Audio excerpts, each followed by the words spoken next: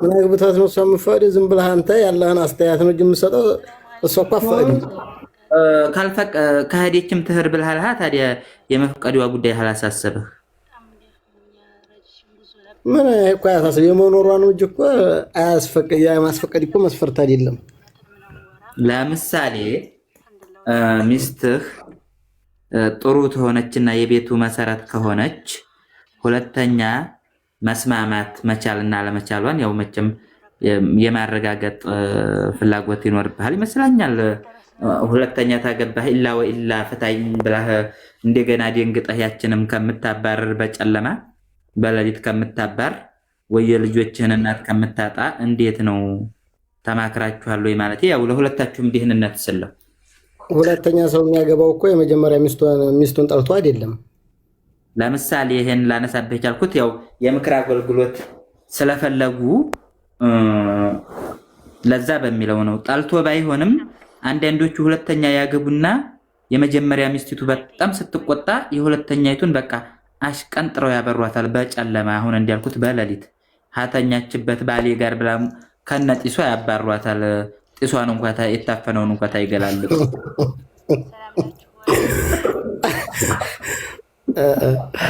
እንዴት አለ ግን እኔ ላከራከር እስኪ። መቼም አይወዱ ሴቶች አናት እንዲሉኝ ነው እኮ ትንሽ እና ለዛ ብዬ ነው። እንደዛ አይደለም። እኛ ጤነኛ ነው አስተሳሰባችን። የመጀመሪያ የኋላ የሚባል የለም። ሚስት ብሎ ታገባ አንድ ሰው ሁለቱንም በአንድ አይን ማየት አለበት። ይሄ ነው እንጂ ግዴታ ማመዛዘን የለበትም። ማንሳት የለበትም። አገባህ በኋላ አልበገሬ የሆነች ጊዜ የድሮይቱ ምሳሌ 3 ልጆች ካሉ እንዴት እሷ ርስቷ እኮ አይደለም። የድሮይቱ እኮ ርስቷ አይደለም። አንተ አልወለደችህ። በቃ አቋም ኖሮ ህጅ እኮ ታባራት ነው ቢታል ግዴታ ታስቀረም አይደለም። አልወለደችህም ወደደችህ እንጂ እኔ ሰው አልካፈልም እህል ነው እንጂ ብትል አለቀ። ምን አሻህ የመጀመሪያ ገጠማት የሁለተኛ የተየማ ልጆችህን ታዲያ ረሆሊቱ ዘንድ ልታመጣቸው ሰብስበህ ግልገሎቹን ረሆሊቱ ዘንድ ልታግድ ከናቲት ረሆሉ ጋር አይደለም። አንተ ረሆል ማለት አልገባህም። አሁን ያችኛይቱ ጥላቸው ትተር ልጆቿን እችን ረሆል አልታረጋት እንደዛ ተወል ሰብስበህ ስራ ልታመጣቸው ነው ወይ? አሁን ገባህ? አንተም ተሴቶቹ ብሳል። አንተ ምንም እዚህ ላይ ህክምና ያለም ዲህና ሰው ታላመጣል ሌላ እኔ አሁን ሁዳርህ እንዳይፈርስ ነው ጥረቴ። ያልታየህን የቆመ ሰው አይን ብለዋል። አንተ አንድ ዲያል ያይተህ ከሆነ እዛ የሚጠፋው ይበልጣል ብዬ ነው። እኔ ደግሞ እህቶቻችን አሳዘኑን። ወንድ ጠፋ ባይጠፋ እህቶቻችን በዙ። ማግባት አለብን መካፈል አለባቸው ብለን ነው እኮ ሌላ አይደለም። ለነሱ አዝነን ነው። ጥሩ ነው። ታብታብ አድርጉ፣ ፎሎ አድርጉ። ይሄን አባባልህን ወድጄዋለሁኝ። ነገር ግን ይሄ አባባልህ ሀቅ እኮ ተወራን ማለት ነው። አቡ ከውሰር እንደምታየው ከሆነ አሁን ቀልድ አይደለም። አሁን እናንተ ትልቅ ሰው ሆነናል፣ ፂም አውጥተናል፣ ነጭ ፀጉር እየቀላቀልን ነው። ስለዚህ አሁን ሁለተኛ ሶስተኛ ማግባት አሁን በቀልድ ብታወራ ቀልድ ምናምን ስናወራ ሰው ይሰበሰባል። ምን ይላል ግን እንዲህ ሀቅ አሁን እኛ ዛሬ እንደቀለድክ ነገ ትሞታለህ። ታውቃለህ? ቀልድና ምር ያኒ ሁሌ ቀልድ ጥሩ አይደለም። አሁን አንተ እኔ ትመቸኛለህ፣ ጎበዝ ነህ፣ ግመልም ስጠብቅ እስቲራም ሰራ እያየሁ ነው። አሁን ነው ወሬ በወሬ ሆንከው። ዝም ብዬ እከታተልሃለሁ ገባህ? ድሮም እኮ ማብሪያ ጠጭ ወሬው አይዞህ አይዋ ያለ ነው ግን አንዳንዴ ምር ማውራት አለብን። አሁን አንተም ቢሆን በቃ ያኒ እንደ ኢስላም አንደኛ ኢስላም ነን፣ ሁለተኛ በቃ ወንድ ልጅ ነን። የሴት ልጅ ባለው ሀል ላይ ስታይ አሁን ሲጃጃል ምን ሲል አንደኛ ሁለተኛ የሚባለው ላይ ሲጻረሩ መጥፎ ቦታ ላይ ሲወርቁ በዚህና ሲጨማለቁ ሁለተኛ ላይ ያላቸው አቋም የተልፈሰፈሰ ሲሆን እንደው እንዴት ታስበዋለህ? ወላሂ እኔ በጣም ስለሚያስጠላኝ ነው። ሁሌ ቀልድ በጣም ያስጠላል። እንደው ምር ነው በጣም ደስ ይለኛል። ታውቃለህ? ለሴቶች የሚሰጠው ምክር ምን መሰለህ? መጀመሪያ ትዳራቸውን በቀላሉ ባያፈርሱት። በተለይ እነዚህ በስደት ዓለም ላይ ያሉት እኔ 2 ልጅ ከወለድኩኝ ምን አሻኝ አውልቄ ጥለዋለሁኝ ይላሉ። አውልቀው ታይሆን መጣል የያዙት ህይወታችን እሱን ታይሆን አውልቀው መጣል የያዙት የራሳቸውን ህይወት አደጋ ላይ ራሳቸውን አውልቀው እንደጣሉ ማሰብ አለባቸው። ምክንያቱም ገንዘብ ስላላቸው ብቻ ለወንድ አይጨነቁም። ልጅ ለመውለድ ብቻ የሚጨነቁ አሉ። እነዛ ቢያስቡበት እላለሁኝ። ሁለተኛ ደግሞ ያገኘችውን ባል ለሁለትም ይሁን ለሶስት አንድ የታገባች ዝም ብላ እዛው ሶብራ ብትቀመጥ። ምክንያቱም አንዲት ሴት ልጅ የተፈታ ተሆነች ውሏን ሳትከፋ አትውልም። ወይ በቤተሰቦቿ ትከፋለች፣ ወይ በምላስ ሽንቆጣ ትከፋለች፣ ወይ በሆነ ነገር በቃ ጉድለት አላት። ለማንኛውም ባል የሌላት ሴት በሆነ ነገር ደስተኛ ሆና ፀሐይ አይገባም። በሆነ ነገር ቀሽ ብሏት ስለሆነ ባል ሙሉ ያረጋል። ለወድ ያለሁኝ አውራ እንደ ኢስላም ካወራን ለሚለው ነው።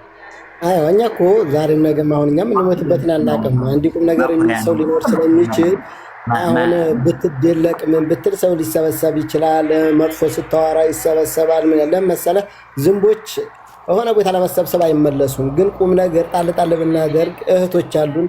አንተም ተበታቻለ ሴትም ሊወልድህ ሊሆን ይችላል። ባለው ሀል ላይ ስናየው በአሁኑ ሰዓት አብዛኛው ትዳር የሚበትኑት ያኒ አሁን በሚዲያ ላይ ሴቶች ሲወጡ ምን ሲሉ ብዙ የተደበቁ ወንዶች ሚስቶቻቸውን እየፈቱ ነው። የዛ አይነት ሀል ሲኖራቸው ሴቶቹ ማለት ነው። ለምን አሁን ራሱ እንዴን የምርጫ ሚዲያ ላይ ፎቶዋን የምለቅ የምወጣ ሴት ምርጫ አይደለችም እንዴኔ። ሁለተኛ ደግሞ ስለ ሁለተኛ ስለ ሶስተኛ የሚባለው ደግሞ ሴቱ ሁለተኛ እናገባም ትላለች እንጂ ሚስት ያለውን ወንድ ዲያ ተንጠልጥላ ብቻዋን የምትኖር እሱም ደግሞ 3-4 ሴት ዝም ብሎ እያተራመሰ የሚኖር ወንድ ያለ ታውቃለህ። እንግዲህ አሁን እነሱ አገባው ስትላት ሚስትህ ጸጉሯን ትነጫለች። ሁለተኛ አንተ ላገባ ነው ያኒ ዝም ብለህ ግን የወነጀልክ የሆነ ዜና እየሰራህ በየቦታው ብትሄድ ግን አይኔ ካላየ በቃ ምንም ችግር የለም ብላ ጸጥ ነው የምትለው ሴቶቹ ማለት ነው። ይሄ ነገር እኛ የበለጠብን ጀሃነም ነው ወይስ የሰው አስተያየት እከሌ የሁለተኛ ተቀምጣለች ነው የሶስተኛ ተቀምጣለች የሚለው ነው የሚያሳፍራቸው ወይስ ጀሃነም? እንደ ኢስላም ነው እኔ የማወራው። ዞሮ ዞሮ እንደ ኢስላም አንድ ሰው ተሰትሮ ባል ማለት ያኔ ወንዱም ባል መሆን አለበት፣ አባል መሆን የለበትም። ለሚስቱ በተቻለ ያክል ተፍ ማለት አለበት፣ መስራት አለበት፣ ራሱን መቻል አለበት። ሁለተኛ ማግባት ደግሞ ግዴታ የሀብት ሚዛን አይደለም። ፍትህ ሊኖረው ይችላል፣ ዲን ያለው ሊሆን ይችላል። ልጆቹን ለማስተማር የልጅ አባት የሚሆን ዞሮ ዞሮ ብንመካከር ደስ አንዳንድ ቀን ጥሩ ምክር ብታረግ የጥሩ ሰዎች ይመጡልሃል። ብዙ ሐሳብ ታገኛለህ፣ ደስታ ታገኛለህ። የፈለገም ሰው በቃ ሐሳብ እንለዋወጥበታለን እንደአጠቃላይ ማለት ነው። ምክርህ ጥሩ ሆኖ ሳለ እዚህ ሁሉውን የሚሄደው ጉዳይ ጥሩ ምክር ነው። ለምሳሌ አንዲት ሴት ልትቀልድ ያለችውን ያው ቀልዱን ላለመዝጋት ያህል እናወራለን እንጂ አግቡ ነው አጀንዳው። ቢሮው የተከፈተው ሴት ላጤንና ወንድ ላጤን እናጠፋለን ነው። እቺ አላገባም። እየሰማህ ነው? ላንብብልህ መሰለኝ።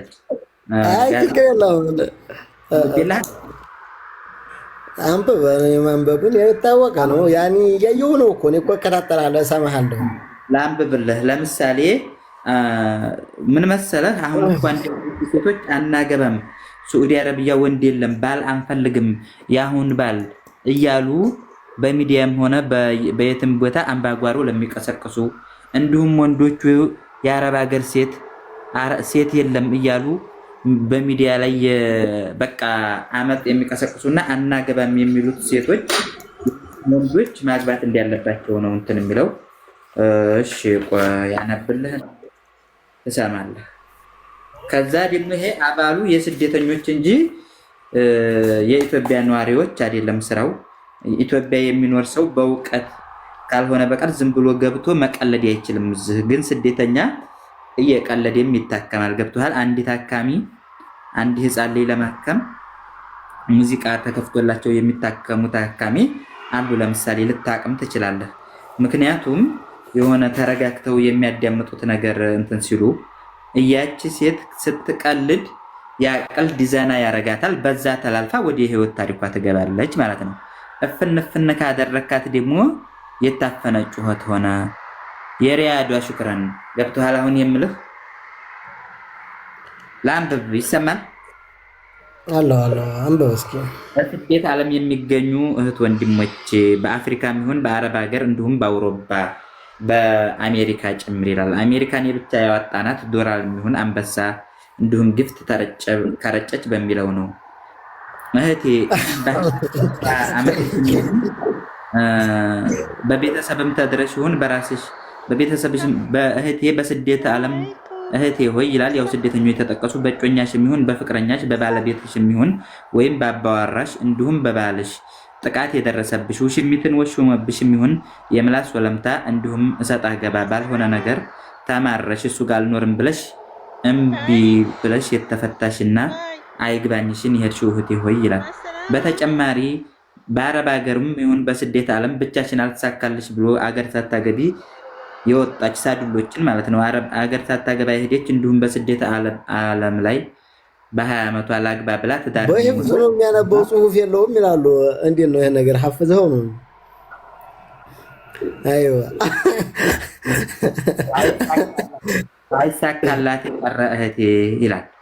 ከዛ ተነሳስተሽ ባልን አላገባም ብለሽ እድሜሽ ከ20-25 ከ25-30 ከ30-35 እያለ የቀጠለ እህቴ ሆይ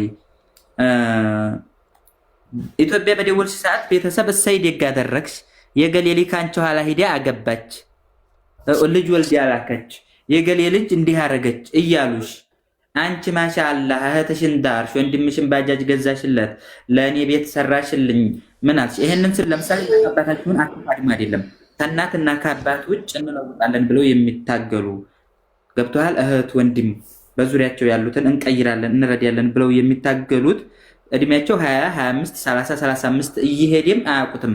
አሁንም የቤተሰብን ምስጋና ይጠብቃሉ።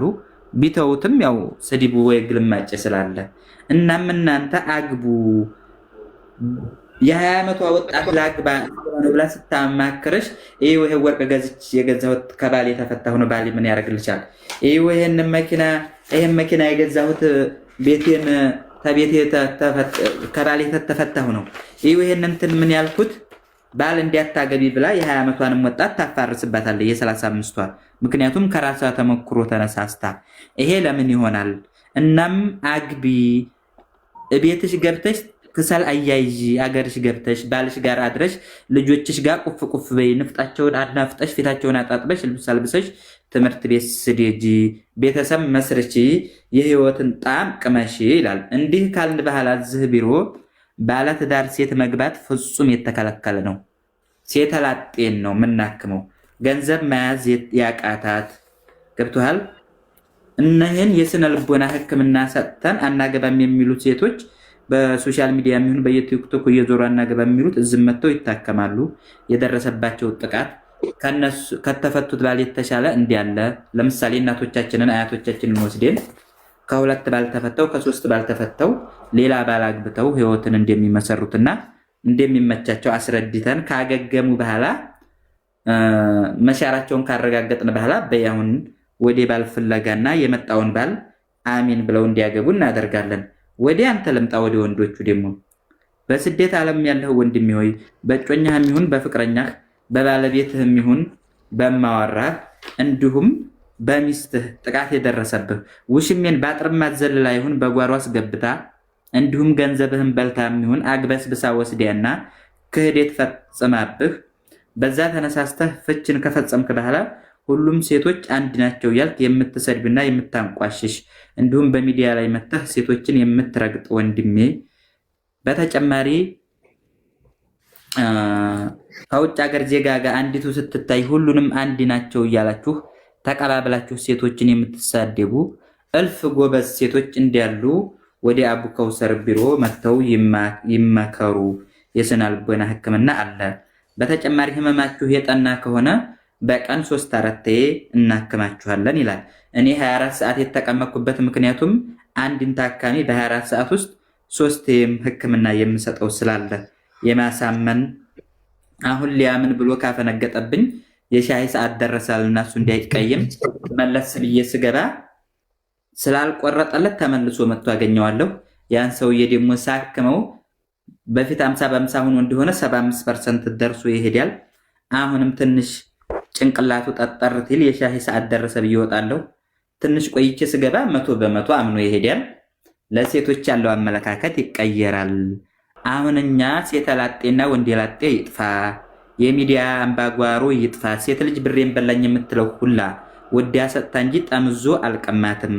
በፍቅር ተሸውዲያ ደግሞ እንዲያትሰጥ እንዲሁም ሳይኮሎጂካሊ ትምህርት አጠንክረን እንሰጣታለን። ቤት አብራ ስትሰራ እንዴት አድርጋ መስራት እንዳለባት ማስረጃው እንዴት እንደሆነ የዛን አይነት ጥበብ አስተምረን እንዲጋቡ። ለምሳሌ ሳምሪና ማይሎ ብትጠይቃቸው ታክመው ተፈውሰው ካሁን በኋላ በራቸው ክፍት ነው። ባል ከመጣ ሊያገቡ። የማሪና ሸንካላ ነበር፣ አሁንም ሸንካላ ይሆናል ብዬ ሰጋኋለች። ጠንካራ ይመጣል። ሸንካላ ቢሄድ በሁለት እግሩ የሚቆም ጠንካራ ይመጣል። ኪሱ ዜሮ፣ ወሬውም ስራውም ሸንካላ ነበረ። ሸንካላ ሆኖ ተባረረ። አሁን ሸንካላ ቢሄድ ጠንካራ ይመጣል ብላ አምና ተቀብላለች። በላንተ አሁን እዚህ ላይ አስተያየት ስጥበት እና ታክሞ ያላገገመ የለም። አይፋክ እንዴ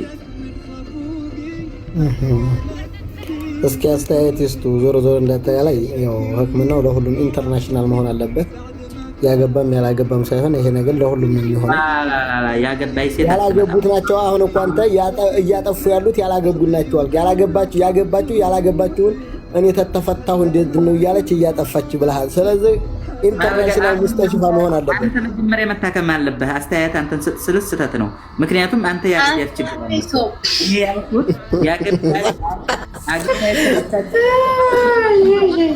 ሰላም ናችሁ? ዶክተርና ዶክተር ተገናኝቷል ዛሬ።